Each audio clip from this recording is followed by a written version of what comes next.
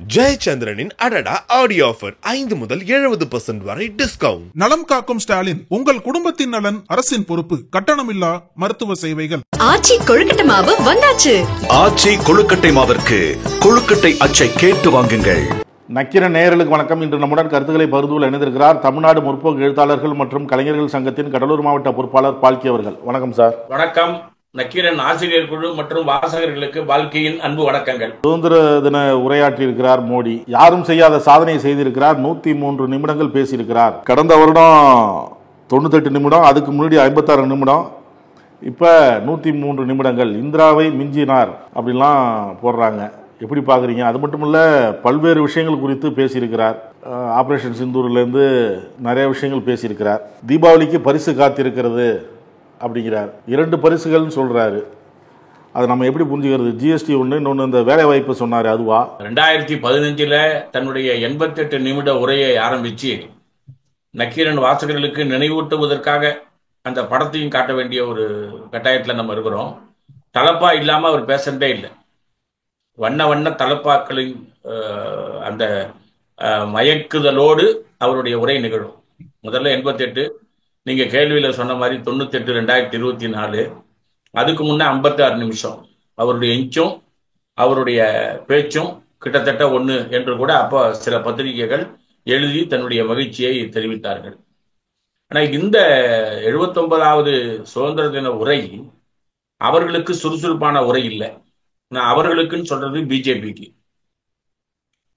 இது யாருக்கு சுறுசுறுப்பான உரைன்னு கேட்டா, 8 ஆண்டுகளுக்கும் மேலாக நாடாளுமன்றத்திற்குள்ள பட்ஜெட்ல ஜிஎஸ்டி என்பதன் மூலம் மிகப்பெரிய அளவிற்கு சுரண்டலை உருவாக்குகின்ற ஒரு ஒன்றிய நிதி அமைச்சகத்தை எதிர்த்து மிகப்பெரிய அளவுக்கு மாநிலங்கள் ஜிஎஸ்டியில ஸ்லாபை குறைக்க வேண்டும் என்று நம்ம கேள்வி கேட்டோம்.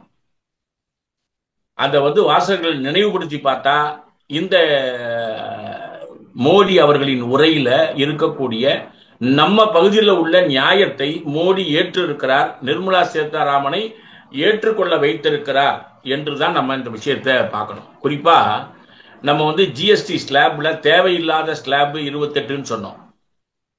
இத்தனை ஸ்லாப் வழியா நீங்க கொண்டு போவதன் மூலம் உழைப்பாளி மக்களினுடைய எல்லா பொருட்களிலும் பல முறை ஜிஎஸ்டி வரி போடுவதன் மூலம் மிகப்பெரிய அளவுக்கு ஜிஎஸ்டி வரி கட்டுபவனாக 90% இருக்கக்கூடிய நாம், அதாவது 63% GST levied by working class and middle class.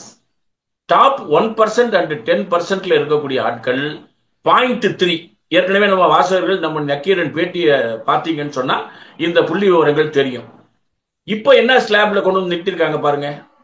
நீங்க 12% 5% ஆக்குவதன் மூலம் ஏற்கனவே இந்த நம்மிடமிருந்து பிடிக்கப்பட்ட 12% கேட்டகரியில இருக்கக்கூடிய பொருட்களை, மெட்டீரியல்ஸை, நான் இங்கிலீஷ்ல ஏன் சொல்றேன்னு சொன்னா, ஆங்கில பத்திரிகைகள்ல இந்த மெட்டீரியல்ஸினுடைய சப்ஜெக்டை எப்படி கொண்டு வந்து முடிச்சிருக்கலான்றதுக்காக மெட்டீரியல்ஸ் சொல்றேன்.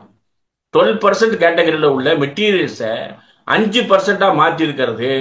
97.2% பொருட்களுக்கு அந்த வரி சலுகை கொடுக்கப்பட்டிருக்கிறது. இதுதானே நாடாளுமன்றத்தில் நிர்மலா சீதாராமன் மீது எதிர்கட்சிகள் மிகப்பெரிய அளவுக்கு தகராறு பண்ணி கேட்டாங்க. அப்ப ஜனநாயகத்தை வைத்து நீங்க கொடுக்காமல் இருந்ததற்கான காரணம் என்ன? இப்போது கொடுக்க வேண்டிய சூழ்நிலை ஏன் ஏற்பட்டது? நீங்க உலகம் போற்றும் தலைவராக நீங்க இருந்தீங்கன்னு சொன்னா, அநேகமா போன முறையில் இருந்த மாதிரி தான் இந்த முறையும் இருந்திருப்பீங்க. ஆனா இந்த முறை நீங்கள் இறங்கி வர காரணம் என்ன என்று தெரியவில்லை. இதான் ஆங்கில பத்திரிகைகளினுடைய மைய கருத்து. சரி, 28% இருக்கக்கூடிய கேட்டகரியில பொருட்களை வைக்காதீங்க. அதுல இருக்கக்கூடிய பொருட்களின் காரணமாக நாங்க வாங்குற சம்பளத்துடைய பெரும்பகுதி ஜிஎஸ்டியா போகுது. அதை ஏன் நீங்க 18% கேட்டகரியில வைக்க கூடாது என்று நாடாளுமன்றத்தில் டிஎம்சி, இடதுசாரிகள், காங்கிரஸ் கேட்டபோது பிடி கூட அதை பற்றி கவலைப்படாமல் இருந்த நிர்மலா சீதாராமனுடைய தலைமையில் இயங்கக்கூடிய மோடி அரசு இன்றைக்கு 28% இருந்து 18%க்கு 90.5% பொருட்களுக்கு வரியை மாற்றி இருக்கிறதே ஏன்? நாம் ஒரு 10% ஆளுங்களுக்கு கொடுன்னு கேட்டாலே நீங்க கொடுக்க மாட்டீங்க. அந்த 12% 5% ஆக்கினது 90%க்கு மேல, 28% 18% ஆக்கிறது 97க்கு மேல. அப்போ எதை நோக்கியோ இந்த ஆட்சியை நகர்த்துவதற்கு இந்த மோடி அரசாங்கம் திட்டமிடுகிறது. ஆகவே இந்த 8வது ஆண்டில் இந்த ஏற்பாடை செய்திருக்கிறது.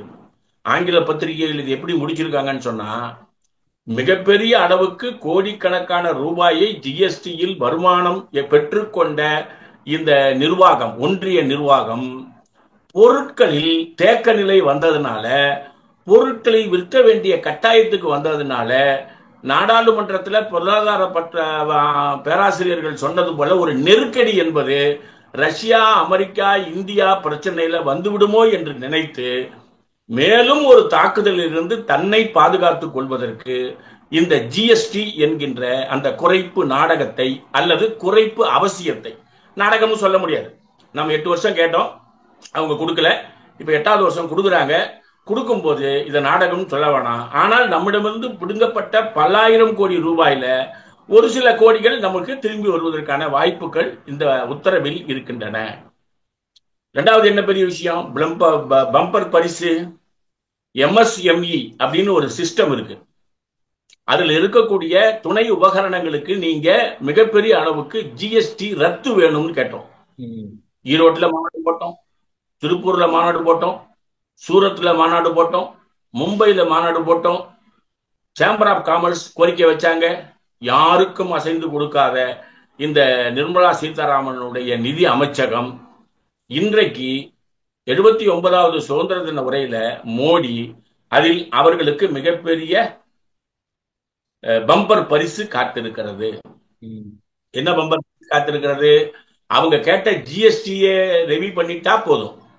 அந்த ஜிஎஸ்டி லெவி பண்ணதோட சேர்த்து அவங்களுக்கு கிரியேஷன் ஆஃப் ஜாப்ஸ் அதுல ஒரு சலுகை கொடுக்கிறேன் என்று அறிவித்திருக்கிறார். இதுவும் எப்படி வந்தது? நாம கேள்வி கேட்ட போது கொடுக்கல. இப்ப ஏன் வந்ததுன்னு சொன்னா, ஏற்றுமதி இறக்குமதியில் அவர் சொல்லியிருக்கிறது, சுயசார்பு இந்தியாவுக்கு ஏற்றுமதி இறக்குமதியிலோ ரூபாய் டாலரிலோ வேறு நாடு 50% டாரிஃப் என்று பயமுறுத்துவதனாலோ வராது. இது யாருடைய உரை? மோடி உரை, 79வது சுதந்திர தின உரை. அப்புறம் எப்படி வரும்? அவர் என்ன சொல்றாரு, இப்ப இந்த தேக்க நிலையை உடைக்கிறதுக்கு பொருளாதாரத்தில் மிகப்பெரிய முன்னேற்றத்தை உறுதிப்படுத்த வேண்டிய MSME செக்ஷன்ல ஒரு சலுகையை கொடுப்பதன் மூலம் என்னால் அதை செய்து கொடுக்க முடியும் என்று சொல்லியிருக்கிறார். அதே மாதிரி தீபாவளி பரிசு காத்திருக்கிறது.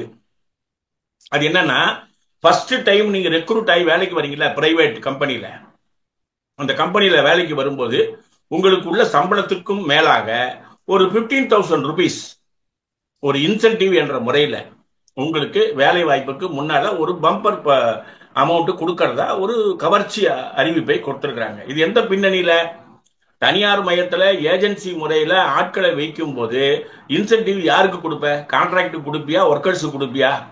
அப்ப ஒர்க்கர்ஸுக்கு கொடுக்குறேன்னு சொன்னா கான்ட்ராக்ட்ல அந்த சப்ஜெக்டை எதுல சேர்ப்ப என்ற டவுட்ல நமக்கு இருந்தாலும் கூட, ஏற்கனவே 2024 சுதந்திர தின உரையை ஆற்றியதன் மூலம் ஒரு மிகப்பெரிய விமர்சனத்துக்கு உள்ளான மோடி அவர்கள் ஆபரேஷன் சிந்தூர்ல நம்முடைய திறத்தன்மை என்பது 2035 உலக நாடுகள் போற்றும் வகையில் இருக்கும் என்று சொன்னார். ஆங்கில காட்சி ஊடகங்கள்ல போட்டு புரட்டி எடுத்துட்டான். 2025 3 நாடுகளுக்குள்ள மிகப்பெரிய பிசினஸ் ஃபெயில்யூர்ல இந்தியா இருக்குது. நீங்களே 2047 பொருளாதாரம் உயரும் என்று, நீங்களே 2035 இந்தியன் டிஃபென்ஸ்ல நான் தான் மேல இருப்பேன்னு சொல்றது நீங்களா எடுத்துக்கிட்ட வருஷமா? அது செங்கோட்டையில் இது வரைக்கும் 12 முறை கொடியேற்றி இருக்கிறாரு மோடி. ஒரு தடவை கூட RSS புகழ்ந்து பேசல. இந்த தடவை RSS புகழ்ந்து பேசுறார் அப்படிங்கிறாரு. அதுக்கு ஒரு பின்னணி இருக்கு அப்படிங்கிறாங்களே. RSS பிஜேபி இன்னைக்கு ஆங்கில நாளிதழ்கள்ல மிகப்பெரிய தலையங்கமே RSS மோடியை என்ன சொல்லுகிறது, மோடி RSS என்ன சொல்கிறார்கள் என்றுதான். மோடி RSS பாராட்டுகிறார். ஆனால் RSS பழைய புதிய முக்கிய தலைவர்கள் யாருமே பிஜேபியினுடைய ஆட்சியை புகழவில்லை. குறிப்பா இந்திய பொருளாதாரம் உலக நாடுகளில் நசிவை நோக்கி செல்வதில் அனுபவமற்ற ஆட்சி முறை தெரிகிறது. 2வது முறை சொல்றேன், சர்வதேச அளவில் அனுபவமற்ற ஆட்சி முறை பிஜேபி ஆட்சியில் தெரிகிறது. மோடியினுடைய அமைச்சரவையில் இந்தியாவை முன்னேற்ற வேண்டும் என்பதோ குண்டு வெடிப்பு தீவிரவாதம் என்பதை மட்டுப்படுத்துதலிலோ அக்கறை செலுத்தவில்லை. நான் இரண்டாவது சொன்னது உமாபாரதி என்கின்ற பிஜேபியினுடைய ஐகான் 1992 எல்கே அத்வானியோட பாபர் மசூதியை இடித்த ஒரு மிகப்பெரிய அவங்க மோடிக்கு கொடுத்திருக்கிற சர்டிபிகேட். ஆனா மோடி RSS ஏன் புகழறாருன்னு சொன்னா, RSS அனுமதிக்கின்றவர்கள் மட்டும்தான் ஆட்சியிலே நீடிக்க முடியும் என்கின்ற இந்துத்துவா கொள்கையை நான் ஆதரிக்கிறேன், என்னை அனுமதியுங்கள். ஏஜ் என்பதை காரணம் காட்டி என்ன நீங்க வெளியே அனுப்பிடாதீங்க என்பதற்கான அப்பீலா தான் நம்ம இதை பார்க்கணும். சுதந்திர தின உரையில RSS பாராட்டி பேசின முதல் ஆடு இவர் தான். தமிழகத்திலும் அங்கொன்றும் இங்கொன்றுமாக சில மாவட்ட ஆட்சித்தலைவருடைய கொடியேற்ற நிகழ்ச்சியில அது நடந்திருக்கிறது என்று நம்ம மாநில முதல்வருக்கு சுட்டி காட்டியிருக்கோம். கார்கேவும் ராகுல் காந்தி இந்த விழாவில் பங்கேற்கல அப்படிங்கிறதும் ஒரு விமர்சனமாகுது. சுதந்திர தின விழாவில் காங்கிரசினுடைய கார்கேவும் ராகுல் காந்தியும் பங்கேற்கவில்லை என்று அங்கொன்றும் இங்கொன்றுமாக காட்சி ஊடகங்கள் அறியப்படுத்தினாலும் கூட நாளிதழ்கள் அது ஹைலைட் ஆகிருக்குது. நம்ம ராகுல் காந்தி அதுக்கு பதில் சொல்லியிருக்காரு. அதாவது ப்ரீ பிளான்டு சில டூர் ப்ரோக்ராம் நம்ம 18ஆம் தேதி நடத்தலாமா அல்லது 15ஆம் தேதி நடத்தலாமான்னு ஒரு யோசனை வந்தது. 18ஆம் தேதி நடத்தலாம்னு காங்கிரஸ் தவிர ஏனைய கட்சிகள் சொன்னாங்க திங்கட்கிழமை. ஆனால் ஏற்கனவே திட்டமிட்டபடி காங்கிரஸ் என்பது 15ஆம் தேதி தன்னுடைய அந்த யாத்திராவை இந்தியா முழுவதும் பரப்ப வேண்டும் என்கின்ற அந்த ஏற்பாடு இருந்ததுனால கலந்துக்கல. ஆனா கலந்துகிட்ட ஆளும் கட்சி இந்த சப்ஜெக்ட்ல வெற்றி அடைஞ்சுதான் பாத்தீங்கன்னா வெற்றி அடையவில்லை என்பதுதான் இந்த சுதந்திர தின விழாவினுடைய முடிவு. ஆட்சியில தொடர்வதற்காக ஒழுக்கக்கேட்டின் எந்த எல்லைக்கும் பாஜக செல்லும் அப்படின்னு கார்கே சொல்றாரு. மிகப்பெரிய ஒரு குற்றச்சாட்டா இருக்க இந்த நேரத்துல கார்கே பேசியிருப்பது அனுபவமான வார்த்தை. அதாவது நீங்க பீகாரினுடைய தேர்தல் தில்லுமுள்ளு அல்லது வாக்காளர் குளறுபடி, இந்த வாக்காளர் குளறுபடியின் மூலமாக மிகப்பெரிய சாதனையை செய்துவிட முடியும் என்று பிஜேபி நம்பியது. உச்ச நீதிமன்றம் விசாரித்து ஓரளவு அவர்களுக்கு சாதகமாக வரும் சூழ்நிலை திடீரென ட்விஸ்ட் அடிச்சு மாறி போச்சு. என்ன மாறி போச்சு? நீங்க சொல்லி இருக்கக்கூடிய இந்த 65 லட்சம் பேரு காணாமல் போன விவகாரத்தை அல்லது மறைந்து போன விவகாரத்தை 2 அல்லது 3 நாட்களில், அதாவது 18 அல்லது 19ஆம் தேதி ஆகஸ்டுக்குள்ள நீங்க நீதிமன்றத்துக்கு ஒப்படைக்க வேண்டிய கட்டாயம் இருந்தது. எலெக்ஷன் கமிஷன்ல இருந்து ஒரு ஆள் சொல்றாரு, இந்த வேலையை செய்யறதுக்கு எனக்கு 1 நாள் 2 நாள் இல்ல, காங்கிரசுக்கு இவ்வளவு நாள் ஆச்சு, எங்களுக்கு 1.5 நாள் ஆகும்னு இவங்களே தன்னுடைய வாயால ஸ்டேட்மெண்ட் கொடுத்ததுனால அவங்க உச்ச நீதிமன்றம் என்ன சொல்லிட்டாங்கன்னா 18ஆம் தேதி 19ஆம் தேதிக்குள்ள பீகார்ல நடந்திருக்கக்கூடிய அந்த பிரேக்கப்புக்கு சரியான விவரங்கள் கிடைக்கவில்லை என்றால், அதே மாதிரி வாரணாசியினுடைய அந்த வாக்குப்பதிவு சப்ஜெக்டும் சுரேஷ் கோபி தொகுதியினுடைய சப்ஜெக்டும் மிகப்பெரிய பேசு பொருளா மாறி இருக்கு.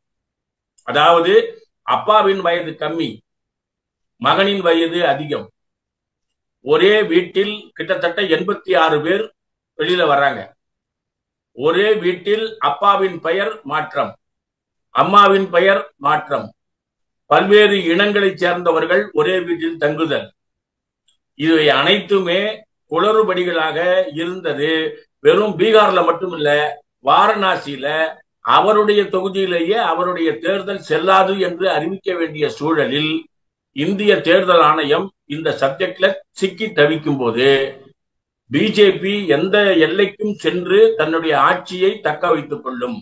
நமக்கு என்னன்னா, இந்த நேரத்துல அவங்களுக்கு ஆதரவா இருக்க வேண்டிய RSS அவர்களை ஏன் எதிர்க்கிறது என்பது புரியாமல் இருந்தது. இப்ப நமக்கு புரிஞ்சு போச்சு. என்ன புரிஞ்சு போச்சு? மோடியை விட வேறு ஒருவரை RSS இந்த வயதின் மூர்த்திப்பின் காரணமாக மாற்றி போடுவதன் மூலம் இந்திய நாட்டினுடைய ஆட்சியை தக்க வைக்க முடியுமா என்று யோசிக்கிறது RSS. RSS உடைய உதவியாலோ பிஜேபியை தனியா சிந்தித்தாலோ ஒரு ஜனநாயக விரோதமான நடவடிக்கைகளின் மூலமாக இதை கைப்பற்ற முயலுவார்கள். அதை அனுமதிக்க கூடாது என்றுதான் அந்த யாத்திரா ராகுல் காந்தி 15ஆம் தேதி சொல்லியிருக்காரு. 18ஆம் தேதி இந்தியா கூட்டணி சொல்லி இருக்கிறது. அதை இந்தியா முழுவதும் விரிவுபடுத்த வேண்டும் என்று கோரிக்கை வைத்திருக்கிறார்கள். அப்போ இந்த போராட்டம் என்பது இந்திய அளவில் மிகப்பெரிய அளவுக்கு மாற்றப்படும் என்பதுதான் இன்னைக்கு உள்ள சூழ்நிலை. கருத்துக்களை பதிவு பண்ணதற்கு நன்றி சார். கருத்துக்களை கேட்டமைக்கு நன்றி, வணக்கம். நக்கீரன் டிவிக்கு சப்ஸ்கிரைப் செய்யுங்கள். உங்கள் ஆதரவே எங்கள் பலம். ஆசிரியர்களுக்கு நண்பனாகவும் மாணவர்களுக்கு ஆசானாகவும் திகழும் தேர்வு வழிகாட்டி. ஒவ்வொரு பாடத்திற்கும் அனுபவமிக்க ஆசிரியர்களின் துல்லியமான தெளிவான விடைகள். CNC இருக்கு, தேர்வு பயம் எதற்கு? இது தீரன் பப்ளிஷிங் ஹவுஸ் விற்பனை வெளியீடு.